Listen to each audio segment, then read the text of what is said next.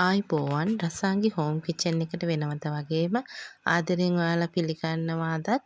ඉතින් අද මං හදන්න යන්නේ ෆෑන් කේක්. කොහොමද හදන්නේ කියලා අපි බලමු. මුලින්ම හලාගත්ත පාන් පිටි ටික භාජනයට එකතු කරගන්නවා.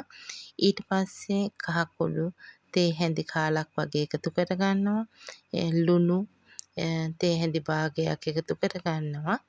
ඊට පස්සේ අපි ඒකට අවශ්‍ය ප්‍රමාණයට වතුර ටිකෙන් ටික එකතු කරගන්නේ. බටර් එක හදාගන්න ඕන නිසා ගොඩාක් ඝනකමක් නැති ගොඩක් දියරටත් නැතිව සාමාන්‍ය විදිහට ඒ බටර් එක හදාගන්න ඕනේ. ඉතින් මේ විදිහට කවලම් කරලා මේ හදාගත්ත බටර් එක අපි මේ පදමට එන්න ඕනේ. ඊට පස්සේ විනාඩි 15ක් හෝ 10ක් වහලා තියන්න. ඒ අතරේදී අපි පොල් පැණි එක හදාගන්න. පොල් බෑ එක පොල්, ඒ වගේම සීනි, එතකොට එනසල්, මේවා වැනිලා ටිකක් කැමති නම් එකතු කරගන්න, ලුණු කුඩු ස්වල්පයක්.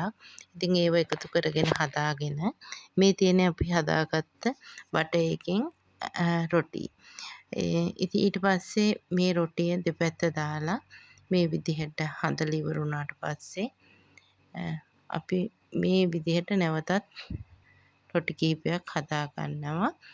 ඉතින් ඔයාලා මේ විදිහට හදාගෙන වෙනමම එකවර ඊට පස්සේ තමයි අපි මේවට පොල් පැණි ටික එකතු කරන්නේ. මේ හදාගත්ත රොටි ටික දැන් අපි මේකට පොල් පැණි තියලා ඉක්මනින්ම හදාගමු.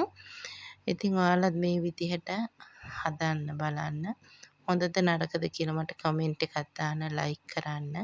ඔයාලා යාළුවන්ටත් බලන්න ෂෙයා කරන්න. යම් අඩුපාඩුවක් තියෙනවා නම් කියන්න. බොහොමත්ම ස්තුතියි මගේ වීඩියෝ බලනවට. සුබ දවසක්. ගිහින් එන්නම්.